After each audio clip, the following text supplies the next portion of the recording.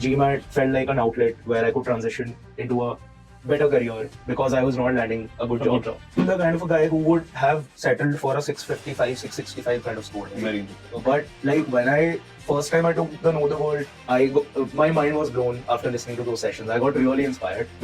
It just instilled in me the purpose of scoring the highest possible that I can, which is erstwhile 770, and now it could be anywhere between 695 and 745 or whatever. I feel like every question on the GMAT can be solved in the same 4 or 5 ways. Yeah. Whether that is the verbal part, DI part, or the quant part, there are only those 4 and 5 tricks that you imbibe subconsciously when you solve a lot of questions. Like quant section almost felt like a 8th standard math exam. Very honestly. What is your take on forum, Reddit, and WhatsApp groups and Facebook groups? Like why would you even have the time to look at those forums? Yes, hi. Hi. Thank you for joining. I'll quickly set the agenda for this conversation. Okay, it's fairly simple. We'll deep dive into your journey. Why take the GMAT in the first place? You got a 695, right? So 97 percentile, and you come from a law background. Yeah. And you're not an engineer. You don't come from an IIT background. So it's a sort of unconventional profile. So we'll understand why take the GMAT in the first place. What was the intention? Did you want to do an MBA? And what was not happening in your career or life that you thought maybe if I do an MBA or take the GMAT, that will change. So what was that exactly? So we'll start from there. Okay? Yeah. So over to you. Why take the GMAT? What was happening in the life? So I did my undergrad from Delhi College of Arts and Commerce. I did B.Comm honors. Then I gave the LSAT and I joined law school. Law was always on my mind. I had to do law, but I could not get into a decent law school right after my 12th standard. But I got a decent college in Delhi University. So I did that. Then I went to law school. So while I was graduating in law school, somewhere April, I did not land up a job until then. So I thought maybe the next step would be like if I don't get a good law firm opportunity, I might as well give GMAT, right? So I thought about it, but I never pursued it like that. So it was always on my mind. And I had obviously seen a lot of videos from top 1%, Sandeep sir's videos that had inspired me to, at least attempt to give the GMAT. Is it before joining top? Yeah. You had seen the videos probably online and stuff? Yeah, online, Okay. online on YouTube, a couple of seminars. He keeps doing this 3 hours So you seminars. attended any seminars? Yeah, not live, but I saw like recorded sessions on YouTube.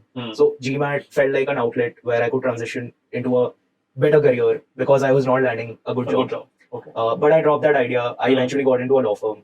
I've been working in one of the best law firms in the country since the past 3 years.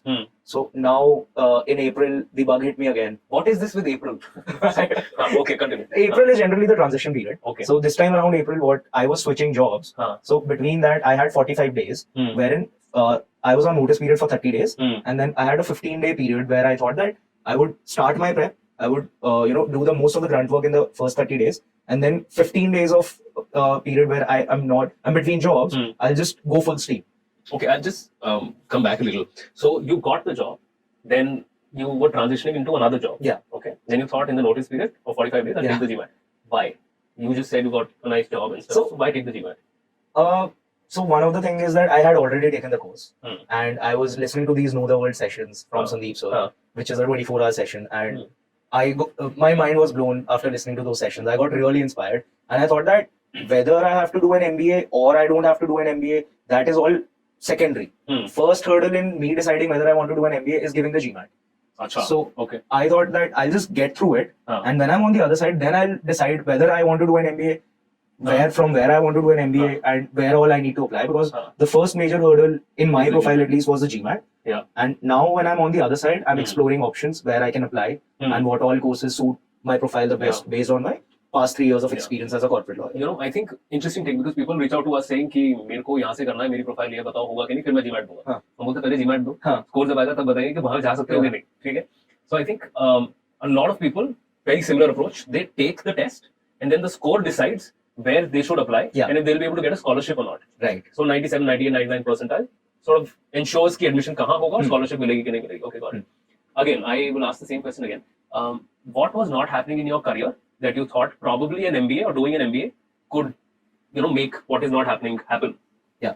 So I work as a corporate lawyer. So we work with businesses primarily. So I don't go to the courts. I don't handle litigations or disputes. It's primarily mergers and acquisitions and transactions, wherein we're sitting in rooms with CXO, CEOs, with our law firm partners. And like the business acumen is fascinating. And also the other part is all of these people have good MBA degrees. Who people? The clients. Okay. The CXO level people at the client level. So we interact with them on a daily basis. So we're always advising them from the legal front. And I thought that, if I do an MBA, I would be able to give a holistic consultancy, you could say, or a holistic perspective in any organization or anything that I'm part of. Because now I have 3 years of experience under my belt as a corporate lawyer. So I know the nitty-gritties of that. And now when I do an MBA, it'll be a great launchpad for me to join any organization and add value as a holistic person who has solid views from the legal perspective and now post the MBA from the business perspective. Very interesting. I think this is very well put also. Okay. Interesting. Okay. So you joined the course, you had 45 days. Yeah. How was the preparation like? How was the first week? How were the 2 weeks? So 3 weeks? there was definitely ups and downs during the prep. Of course. First time I did some RC and CR, I got 8 out of 10 correct. And I was like, oh, it's going to be a cakewalk. 10 days into the prep, I was like getting 5 out of 10 correct. So I thought, okay, that was just like beginner's luck. And that strategy won't work. So, but what one thing that I did was I followed it to the T. The entire study plan. Okay. From the bridge course to the main course and then the classes. You were a part of the self-paced course, Yes, right? yes. Okay. So basically it means that you were disciplined any which ways in your life. Yes. So I was putting in while I was working also, I was putting in good 3-4 hours every day. And then during those 15-day period, during that 15-day period between the transition, I was studying approximately 6 to 8 hours every day. Okay. Yeah. So, but I followed the plan as is, maintained the error log, did the bridge course, pre-work, post-work, everything I followed it to the teeth. And I think that's what helped me. And obviously from the Know the World, from the testimonials that I had seen from top and from Sandeep sir's webinars, seminars that I had attended on YouTube, one comfort that I had was that if I do this correctly, the course correctly, I would not miss out on anything. So I did not have that FOMO of going to 10 different institutes, going on Reddit forums or speaking with other You didn't people. do all of that? No, I didn't do any of that. Good. I just followed the course. In fact, I did not even attempt the official questions. I just took the OG mocks, first to fourth. That's the only official material that I did. Everything else was top material end to end. Okay. Obviously there are multiple institutes out there. Yeah. Okay. Who are providing GMAT coaching and stuff. How did you finalize on Sandeep Gupta? Or obviously I understand that you've taken webinars, you've seen him teach and all those things and you watched his videos and stuff, but still when you're paying for a course and deciding to join, you do consider other factors. Yeah. Other players in the market.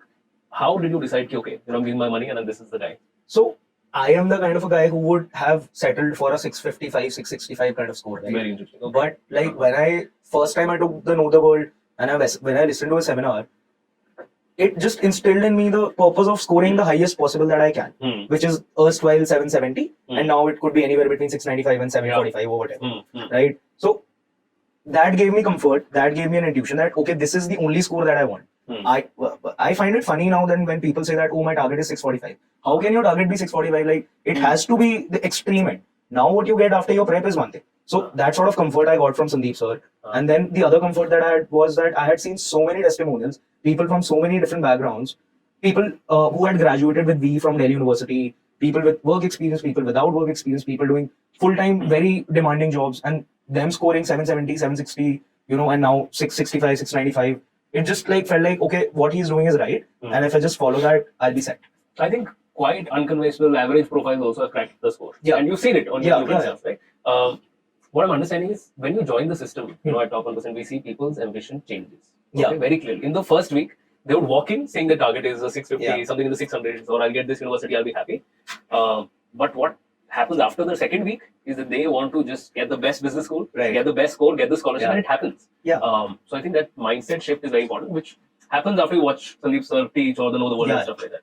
Mindset is like very important. Like I feel like that was the only differentiating factor.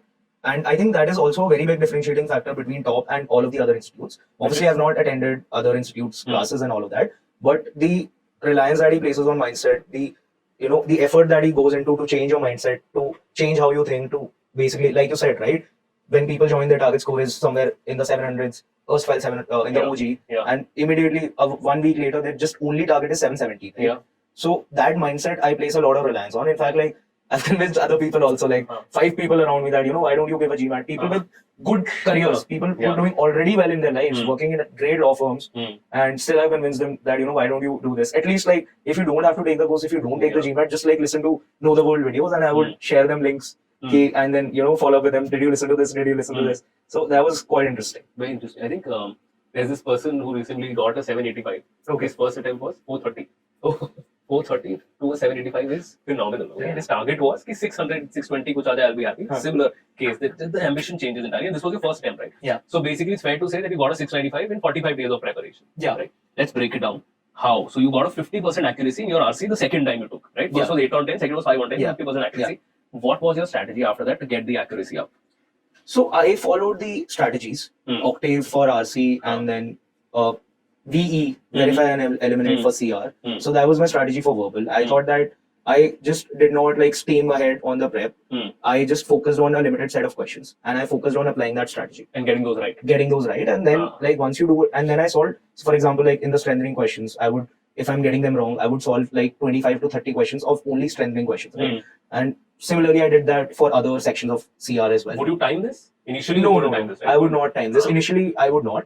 I started timing my verbal when I completed my course, and then I started taking sets of 24 questions randomly from the material that had been provided, and only then I timed those. Because timing one question at 90 seconds did not sit well with me. Like I did not feel that that was the right approach. So I made a set of questions like a sectional test, and that I timed. Okay, I think one approach that we keep telling our students they should follow is to get your accuracy high first, and then you sort of work on timing. Did you ever start, or did your approach ever have mindlessly sort of solving questions? Because people think जितने ज़्यादा questions solve करूँगा उतना मेरा score better हो जाएगा. I did not have that approach of mindlessly solving questions. But for quant, what I did was, so we had these 50 set of questions, right, for every quant topic. I solved them 5 times at least, just those 50 questions.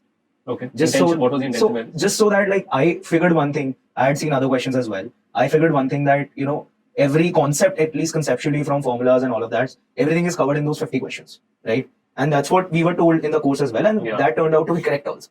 So the pre-work, the classwork, and the post-work, not the post-work, pre-work and the classwork, I solved them at least like 4 times. I would solve them on my own. The intention was to get the concepts. Right. And the mindset to solve those questions, because I feel like every question on the GMAT can be solved in the same 4 or 5 ways. Whether that is the verbal part, DI part, or the quant part, there are only those 4 and 5 tricks that you imbibe subconsciously when you solve a lot of questions. Subconsciously. Every question can be solved using those 4 to 5 ways, and those 50 questions captured those 4 to 5 ways in an excellent way. So my focus was solving those 50 questions and then moving on to the 700 to 800 part, which I did like once or twice. So I did it twice the entire thing. Then I maintained the error log. So I excluded everything that I found very easy from the error log, included the difficult questions that I could solve and the difficult questions that I could not solve from the error log. So essentially, after I was done with the 700, 800 PDF, which is a lot of questions for quant, and I had like only 45 to 50 days, right? So I reduced it to 30 to 40% of the questions from my error log. And the second time when I attempted those questions, it was only those 30 to 40% of the questions that I did again. Because I did not want to live under the false illusion of I've solved like so many questions, because easy questions don't matter, right? It's only when you are able to solve the hard questions. I think on the exam day, were you anxious, by the way? On the exam day, nervousness, anxious? Did you think the exam was unusual or something? No, exam was quite easy. Quite easy. Especially the quant part. And good to hear this, no? The quant was very easy, and even verbal was, everything was like very familiar to what I had done. Everything. Every question in the CR was the same type of question that we had already solved. RC, we expected, while reading the RC, because I had solved so many questions from Sandeep sir's PDF, that I could anticipate the question while reading the passage. Well, you would know, okay, this is something, ये आने वाला है, ये ऐसा कुछ आएगा, इसके around कुछ आएगा.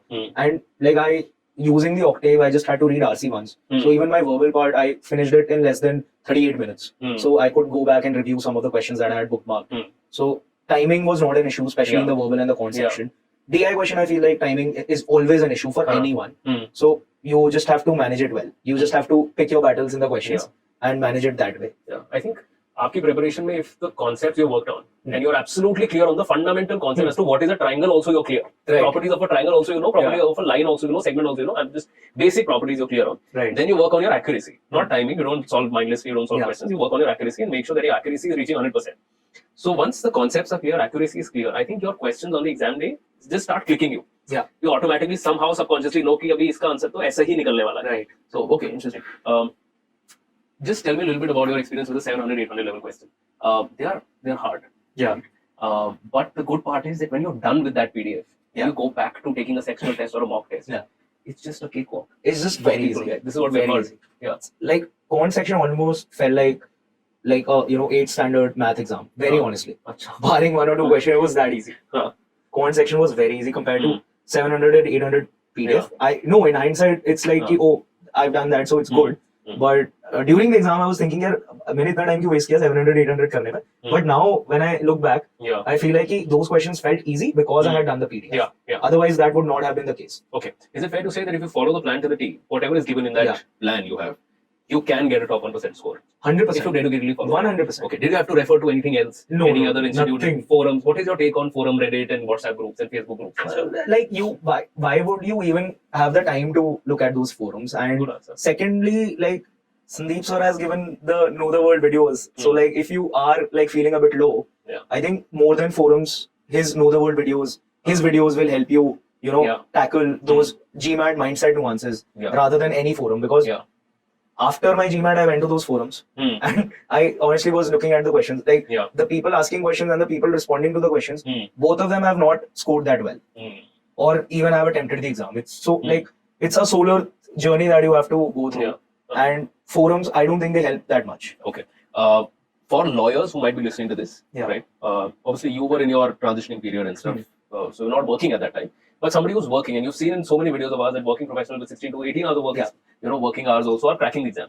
So if there is a lawyer out there in their transition period or working, what advice would you give them to help them sort of crack the exam? I think, so I was also working for 30 days out of the 45 days. Okay. And despite of being in notice period, like I had to work. So for a lawyer, the thing is that your get into the office time is fixed. You get in anywhere between 10 and 11. But when you leave is not fixed, right? Most 4 days out of 7 days in a week, I would be leaving office after 11, and it's not practically possible for you to go home and start the prep. So I think it's advisable. The only way working lawyers can attempt to give the exam or attempt the preparation is when they start early in the morning. So they will have to start early in the morning. Otherwise, there's no option. Like, how many hours do you think for a working professional in the morning could be enough? I think 2.5 hours, 3 hours is good. Like for 60 days. Daily. Every day you have to do. Like if you miss one day, then So let's talk about this also. It's very important that you have consistency in your preparation. You miss one day. People think एक ही दिन है यार, क्या है, party कर लेते हैं, whatever. Hangover है तो अभी नहीं पढ़ते. दोपहर में पढ़ लेंगे, दोपहर में पढ़ा नहीं जाता, नींद आती है, whatever. They miss the day. How bad can it be for somebody if they miss a day in their preparation? Because we say it can send you back 5 days, 6 days in your preparation. One day, missing one day also. Yeah, I think GMAT, how the exam is structured, it's less about what you know. It's more about your ability to solve questions and your ability to focus, right? And once you lose that rhythm, you definitely go back 5 days. So even if you are solving, like, even if you do like 45 minutes of prep on a day when you're like really busy, you should pick up those 5 questions to solve those questions so that your mind is constantly getting trained that, okay, I have to think like that, I have to solve this question. And even if you solve like 10 questions in a day when you don't have the time, you can just like, pick it up on your phone or your iPad on your laptop. It's easy. Like reading an RC passage is almost like reading a fiction book, right? You told me you were solving questions while you were traveling to office. And not traveling to the office, but like I would some days reach office early and then I would just pick up like a set of 4 RC passages to solve, take 25 minutes. And I would just enjoy reading the RC passages. Did you enjoy the preparation phase? I loved the prep, and I honestly feel like if you don't like the prep, you will not be able to get a good score. Because you really have to be invested in the prep and you really have to enjoy the process to go through it all. So I'm sure like anybody who scored a good score, at some point he did enjoy the prep. I'm sure like towards the end of it gets a little hazy. It's like I've been doing it for a while now, I need to give the GMAT and all of that. But like while you're solving the question, it's always fun. Like it's like a mystery or a treasure hunt that you're doing in a CR or an RC question. Yeah, interesting. We have seen the people who get the score, get the admit or get the scholarship, or who've cracked the score, say in 30 days, 25 days, 24 days also. We have had people who have taken the exam, say 5 times, and they didn't get the score. They were stuck at, say, 590 or 690, and then they joined the system and they are at a 770 and went to Wharton and Vandita. Yeah. So, what is it with the people who sort of stick to their prep and get the score? Because we see that people have weirdest ways and their own kind of ways to sort of stick to the plan. Somebody will keep their phone somewhere, somebody will do X, Y, Z things to stick to the plan. They're not looking for something externally to help them, stay focused. So what was your intrinsic? So I definitely could not switch off my phone because of the work. Because we would get calls at odd hours. We'll have to give our deliverables at odd hours. So I definitely could not do that. But I think what helped me was the mindset to say that, it's only 45 days. I can do whatever I want. My life will be the same after 45 days also. Everything will be the same after 45 days. I just like, it can literally change my life if I just, and what do I have to do? I just have to do what I enjoy doing. I just have to solve questions. 45 days की बात है, सब कुछ ये हो जाएगा. तो मेरे दिमाग में तो वही आता था कि ठीक है, कोई भी distraction होता था, it would be like, it's only 45 days. No big deal. So 45 days commentary for yourself. 45 days is like make or break, right? And I did not have that leverage to extend it beyond 45 days, have it for 90 days, because like my job is also quite demanding, the hours, the work, and all of that. So I just thought that, now that I'm in the lucky transition phase, I have 15 days. Why don't I just go full steam ahead and just do it? Like, it might just change my life for the good. So that was my primary motivation for the prep, and that was the reason that I did not get deviated from my prep. Okay. You understand the impact of a 695 in those 45 days? You got a 695. And what could be the impact of this score on your MBA application or your life ahead? So life ahead, I would not know. Like that would only, when I make something out of the school, like let's say I join a B school, the score in itself would not do anything for me. If I do get a good B school, if I, do you think your chances of getting a good B school definitely, like from that aspect, like I think one major area of my profile, I don't know the exact percentage, it could be 30, 40%, 50%, and probably in schools like ISB, it could be 60%, right? That part of my profile is sorted. I don't have to worry even about a second about my GMAT score. And my primary focus now would be only working on the essays. Yeah. And because what I have as my work experience, as my education background, I can't change that no matter what, right? It is what it is. Be it good, be it bad, it is what it is. The only thing that was in my hand was the GMAT score. Yeah, and I think it compensates for any, people have tier 3 colleges, people have bad GPA, but the GMAT compensates for that. Right. Yeah. Definitely. So the only thing in my hand was the GMAT, because essays and all, everything, applications and all come at a later date. Yeah. You can't decide beforehand, right? So I am just happy that, I was able to do well the only thing that was in my hands. Okay. So that was the GMAT. Okay. People quite often want to figure out everything before they start their prep. कि मेरे को पता होना चाहिए कि मैं fit हूँ किस भी school के लिए नहीं, am I eligible, is my profile worthy, this, that, etc. And then they would commit to the prep. But a common pattern between these people, a common pattern that we have observed between people who've gotten the score and gotten the admit, is that they know कि मैं score ले आऊँगा, and then we'll finalize where to go and how to go there. Was that the case with you also? No, that was not the case. I think, like, if you're thinking about all of those things, you're just trying to defer the prep. So that was the case, in the sense that you were clear that I'll get the score and then we'll see. Yeah, because like if I don't have the score, then everything that I'm thinking about is conjecture. I'm honestly like just wasting my time and everybody else's time. If I don't have the GMAT score, how can I make an assessment of, so if I would have scored a 645, right? Yeah. Everything in my profile would have changed. Yeah. I would not have been able to look at any decent B school. But now that I'm at 695, a lot of doors have opened. Yeah. At least from an application POV. And this clarity you get after the score. I guess. Yeah. Okay. Lastly, now that you have a 695, what's your target business school? So ISB is obviously the first option that I'm looking at. Okay. Because I want to primarily stay in India. We've had close to 1,200 plus admits to ISB alone. Oh wow. Aarti got a 100% scholarship from ISB. She had a 770, 100% scholarship from ISB, and accommodation also covered. Oh, so not a single penny to be paid. Yeah. But yeah, a lot of people are targeting ISB. Why not IIMs? So I want to do a 1-year course. I'm not sure whether IIMs have 1 year or a 2-year course. And secondly, like I will be joining, if at all I do go to a B school, that I will eventually. But that would be after at least like a couple of years. Okay. So ISB is one option, and I think anywhere, any decent colleges, I'm still researching any decent colleges where there's a 1-year MBA would be my target. And then I would obviously like to take a moonshot at one of the N7 schools. But now you can, to a scholarship. Subject to a scholarship. Yeah. Okay.